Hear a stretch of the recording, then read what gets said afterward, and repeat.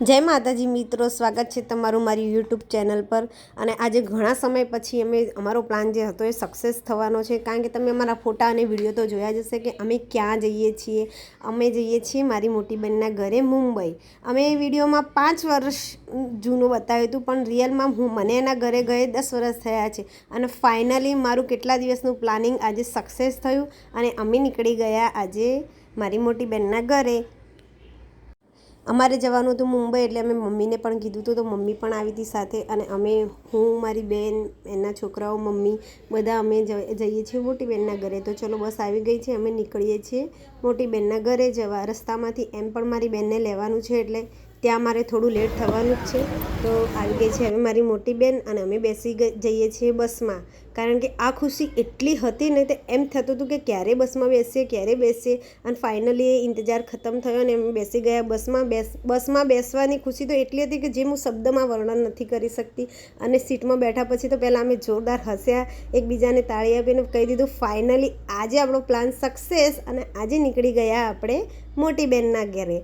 ત્યાં ગયા અને ત્યાં જઈએ એટલે રસ્તામાં ભાઈ ભૂખ લાગી જાય, તો અમે રસ્તામાં પહેલાં જ આપણું ફેવરેટ એટલે ખાવાનું કોઈ પણ હોય, પણ મને ખાવા જોઈએ, ભલે પડીકું હોય કે સારું ખાવા હોય, પણ ખાવા એટલે ખાવા। મને ખાધા વગર તો જરાય ચાલતું નહીં। અને આવા નાસ્તા નાચર કુચર તો મારું ફેવરેટ છે, એટલે અમે લઈ લીધા રસ્તામાં પડીકા।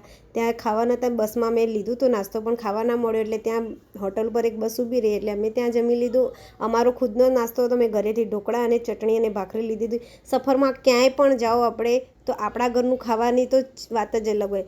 રાતે ઊંઘી ગયા અને સવારે મોર્નિંગમાં ઉઠ્યા, એટલે મૂડ નહોતો, એટલે વિડીયો લેવામાં આવ્યો નથી, પણ ડાયરેક્ટ અમે કેબ કરીને બેસી ગયા અમે અમારી કેબમાં અને નીકળી ગયા અમે અમારી મોટી બહેનના ઘરે જવા માટે। ત્યાંનું વાતાવરણ ને બધું મોર્નિંગનો વ્યૂ જોઈને એટલું દિલ ખુશ થઈ ગયું કે વાહ વાહ, મસ્ત જગ્યા આવી ગઈ છે। ફાઇનલી અમે આવી ગયા છીએ હવે મારી મોટી બહેનના ઘરે। બસ મેડમ આવતા જ હશે, હવે અમે અમારો સામાન ઉતાર્યો।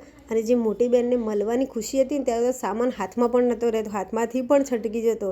ભલે બેન આપણી અવારનવાર મળતી હોય, પણ આપણને એના ઘરે ગયે બહુ ટાઈમ થઈ ગયો હોય, તો આપણને એમ થાય કે બાપ મારી બહેનનું ઘરે આવ્યું। અને એક સમય હતો જ્યારે નાના હતા ત્યારે જોડે રહેતા હોય આપણે બહેનો કે ભાઈ બહેન, આપણો કોઈ વેલ્યુ ના હોય, પણ જ્યારે આપણે સાસરે જઈએ, જુદા પડીએ, ત્યારે એમ થાય કે બસ કોઈ પ્રસંગ આવે અને મારી બહેન આવે, આપણે બસ બેન આવે અને આપણે બેસીએ। એક અડધો કલાક પણ એટલો કિંમતી લાગે ને એક બેન કે ભાઈ માટે, કેમ થાય બસ એમ લગન ગમે તેના હોય, મળવાની ખુશી આપણા પરિવાર માટેની હોય, જે એટલી હદ વગરની ખુશી હતી કે જે શબ્દમાં આ પણ વર્ણન થઈ શકે એમ નથી। અને એનું આ નવું ઘર હતું, જે અમે પહેલી વાર આવ્યા હતા અને પહેલી વાર મળ્યા હતા, તો એટલું સારું લાગતું હતું કે, અને મારા જીજાજી તો વાત જ ના કરાય, કારણ કે અમને હંમેશા એક મોટા ભાઈ જેટલો બાપ જેટલો પ્રેમ આપે છે કે એ એમ કહી જ ના શકાય કે આપણને એવું લાગે નહીં કે જીજાજી છે આપણો મોટો ભાઈ, આપણો બાપ હોય ને એ આપણે એ રીતે ટ્રીટ કરે। અને આમ સારું, આપણે ક્યાંય પણ જઈએ તો આપણે સારું બોલે, સારું રાખે।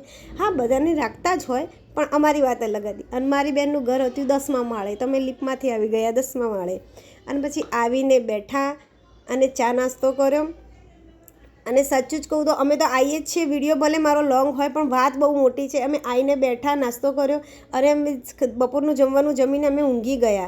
ડાયરેક્ટ જ અમે જમીને ઉઠ્યા ત્યારે સાંજ પડી। વાવ, એટલો મસ્ત હતો, એવું લાગતું હતું આઉટ ઓફ કન્ટ્રીમાં હોઈએ આપણે। ત્યાંનું વાતાવરણ અને એટલી શાંતિ, અને એમ પણ 10મા માળે ત્યાં એટલી શાંતિ લાગતી ને, બહારનો વ્યૂ એટલો સરસ હતો કે અમે ફોટા પણ પાડી દીધા અને થોડા ઘણા વિડીયો પણ, મતલબ કે નેચરલી વિડીયો ઉતારી દીધા। અને એટલું સારું લાગતું હતું કે એમ થાય કે આ સાંજ જ રહે, સવાર પડે જ નહીં। પછી જમી લીધું સાંજે અને ફરી અમે વોક પર ચાલ્યા અને મસ્ત વાતો કરતાં ગયા અને આવ્યા। રસ્તામાં આવીને અમે થોડી મસ્તી પણ કરી, અને રસ્તામાં આવ્યા ત્યાં તો છોકરાઓની ફરમાઈશ હતી કે ભાઈ અમારે થોડી આઈસ્ક્રીમ ખાવી છે, તો બીજું તો કંઈ નહીં, અમે આઈસ્ક્રીમ એટલે કે કેન્ડી લઈ લીધી, જે આપણા ત્યાં પણ મળતી હોય છે। અહીંયા આવું બધું મળવું બહુ મોટી વાત છે, કારણ કે અહીંયા બધી સારી વસ્તુ મળતી હોય, આવું ક્યારેક જ મળે। તો ફ્રેન્ડ, વિડીયો મને જેવો આવડે એવો બનાવ્યો, તો મારો વિડીયો ગમ્યો હોય અને મજા આવી હોય તો મારા વિડીયોને લાઈક કરજો, શેર કરજો અને સબસ્ક્રાઈબ કરજો। બાય।